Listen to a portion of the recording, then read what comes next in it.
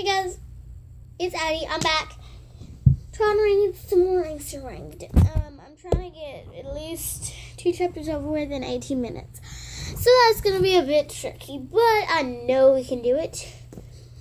So I'm going to try to get 2 chapters in one. So I'm going to go ahead and start reading. If you guys don't remember, this is chapter 13 of 15. We're so close. We can do it. So let's go. Dex remembered the first aid kit that Dr. Gage kept in his glove compartment. He peered into the car's shattered insides. The computer screens had been sucked away. The air rifle and sound pods were gone too. But the first aid kit was still in the glove compartment. Dex grabbed and hurried back to Dr. Gage. Mom made him take an advanced first aid class last summer. He hated every minute, but now the training came back to him. He unzipped the case, taking a deep breath in his calm, hammering heart. He followed the steps he had been taught. Put on the disposable glove, used the scissors to carefully cut away the muddy fabric stuck to Dr. Gage's wounded leg. He didn't drop the scissors when he saw the gaping gash above Dr. Gage's knee. He didn't vomit at the sight of blood or at the sickening gleam of white bone through the open wound. He thought of Jeremy, imagining he was right behind him, calmly walking him through the steps. He ripped open a package of gauze and pressed down as hard as he could. Blood soaked through. He took more gauze and pressed harder. Keep pressing to try and stop the bleeding.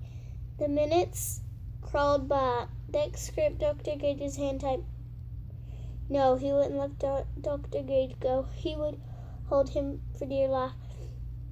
The way Dr. Gage held on to Dex when the tornado tried to suck him away. There's a picture. It's just a small one. We won't be able to see that. You can actually see it. Sometimes in my room the pictures are just blurry because it's not the best. And I'm sitting on a baby blanket. And if you know my other video, I am obsessed with baby blankets in my room.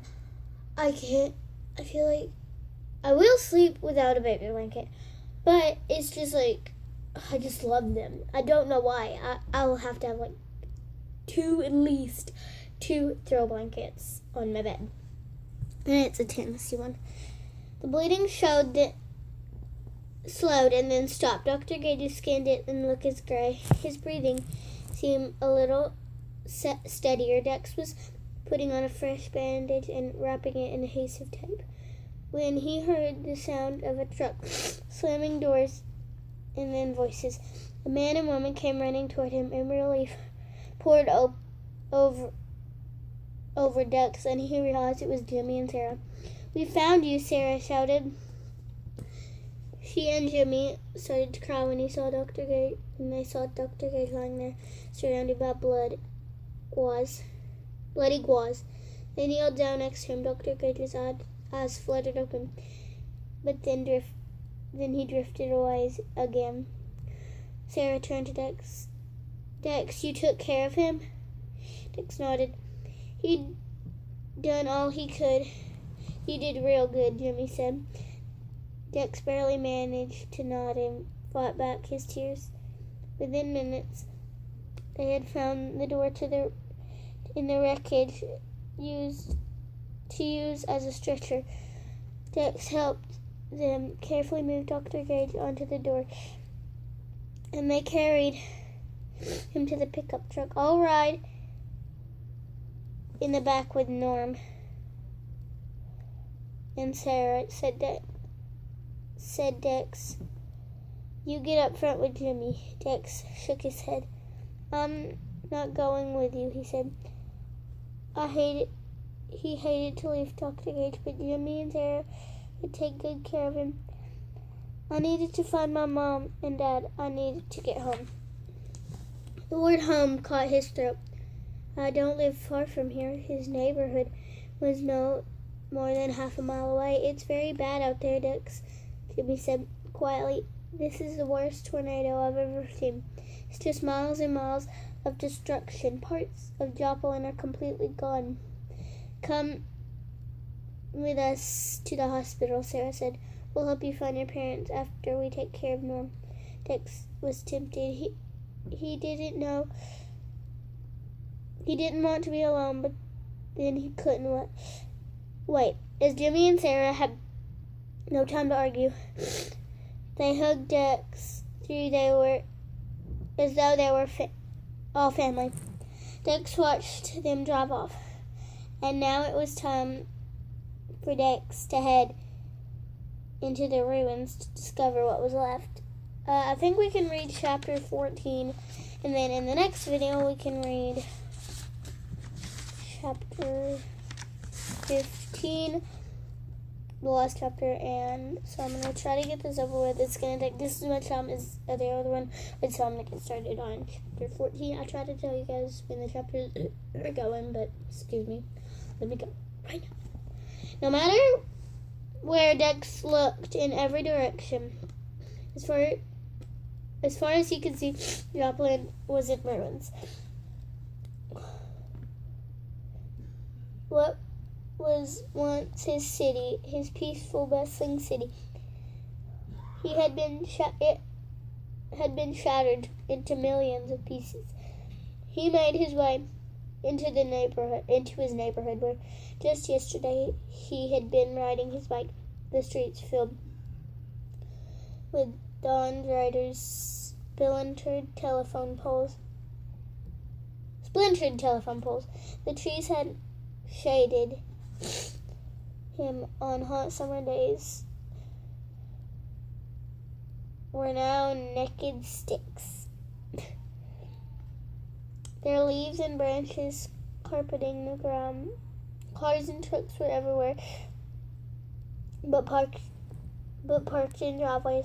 They were crushed in the middle of the street, flipped upside down, wrapped around poles, and then there were the houses. Some had been swept away completely so that only cement slabs remained.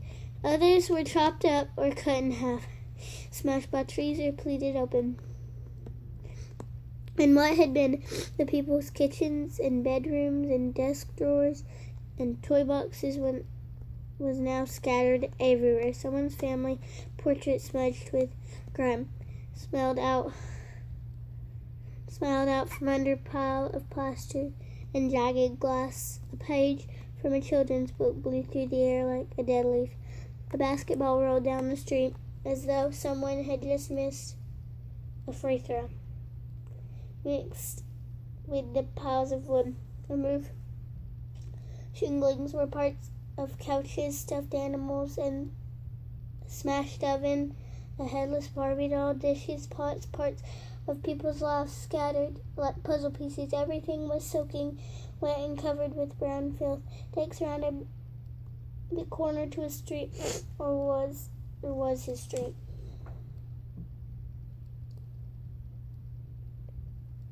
Okay.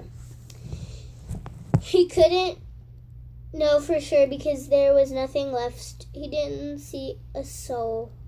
He walked more quickly, gasping in horror at the wreckage of the trucker's house. He whispered a prayer of thanks. He remembered that the truckers had left yesterday. Their house was destroyed, but the truckers were safe in Arkansas. He walked faster and faster, and soon he was running until he reached the spot where his own house should have been. Mom's car was upside down. Dad's station wagon was nowhere to be seen, and the house where Dex lived his whole life, the house where Dex had learned to walk and talk and tie his shoes, read and write, where he'd put his baby teeth under his pillow and waited for Santa to come down the chimney, the house where he rode around on his arm's shoulder, feeling like the luckiest boy on earth. The house that had made him, the tornado had smashed to pieces, and now it was just a mountain of rubble. And where were Mom and Dad? Where was Zeke? Would they have taken shelter in the basement, and now they were trapped somewhere under the wreckage? Dex climbed up the pile of ruins and dropped on his knees. Mom, Dad, Zeke! He grabbed hunks of wood and plaster that used to be his house, and he started throwing them aside. There were bricks from the fireplace and huge shards of glass and broken plates. And Dad smashed laptop on an old baseball bat. His whole body shook with sobs. He tore away the wreckage, desperate to reach his family. He barely noticed a huge nail that was stabbing into his knee, and both of his hands were dripping with blood. Don't quit, don't quit, don't quit. And then something touched his neck, something warm and slobbery. Dex spun around.